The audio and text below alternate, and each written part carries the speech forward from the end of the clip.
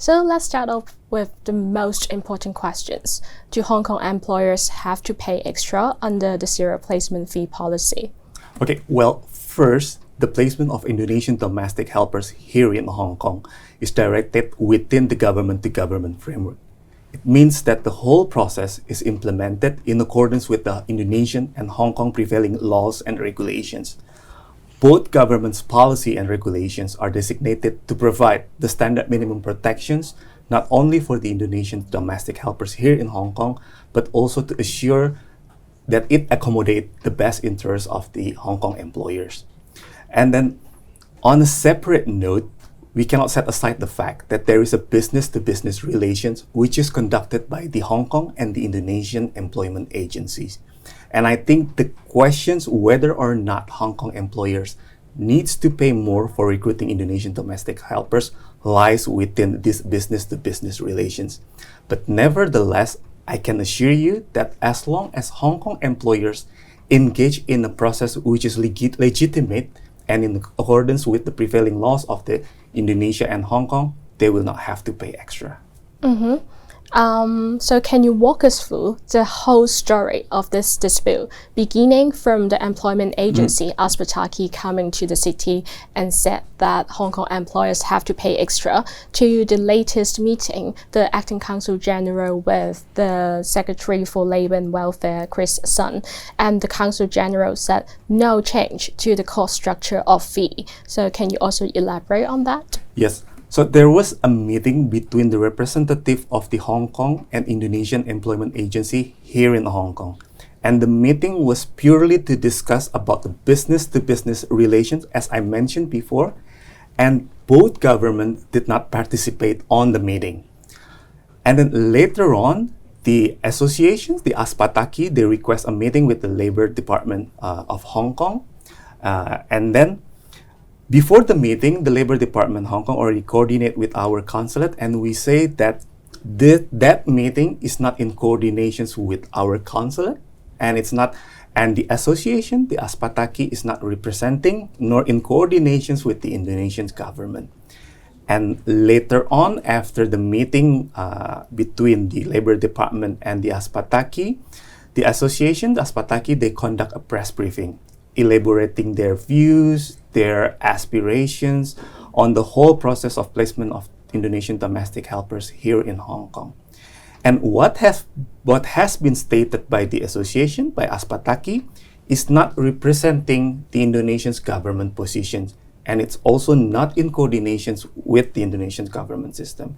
And I would like to take this opportunity to also share with the Hong Kong public that Aspataki is not the only Indonesian employment agency.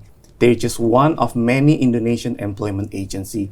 So their views, their statement are not representing the whole system, is not representing the government position or other Indonesian employment agency with regard to the placement of Indonesian domestic helpers here in Hong Kong.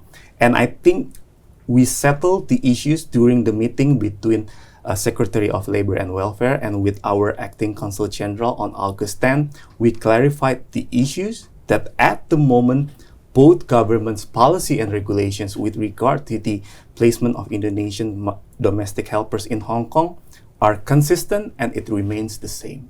Zero placement fee policy has been enforced in Indonesia since 2020 and revised last year. So in hindsight, why are Hong Kong employers and agencies only made aware of this amendment at this moment?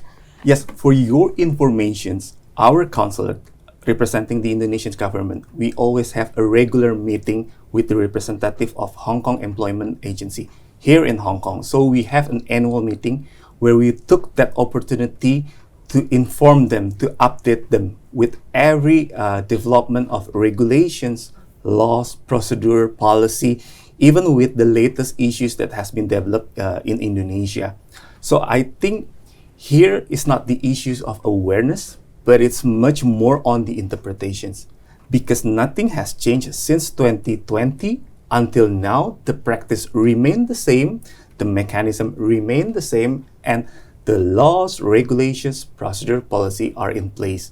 So I think it's just a much more of a reactive response from Hong Kong public, from Hong Kong employers, with the speculative statement made by the association, made by the Aspataki. So I believe here is not the issue of awareness, but it's just much more of a response from a speculative news. The dispute had actually got both Hong Kong and Indonesian agencies involved in more sort of like a fight.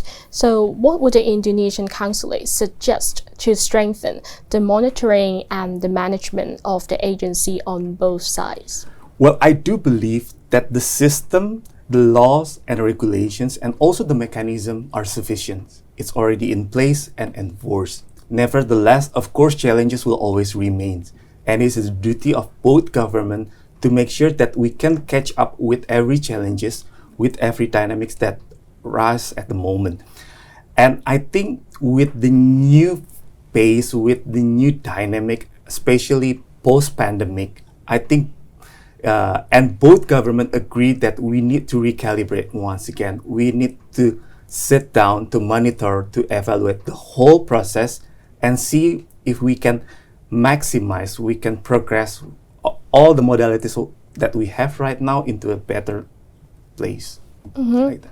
Thank you so much, Mr. Clemens. That clears so much of the mist. And thank you for joining us today. Happy to. Thank you.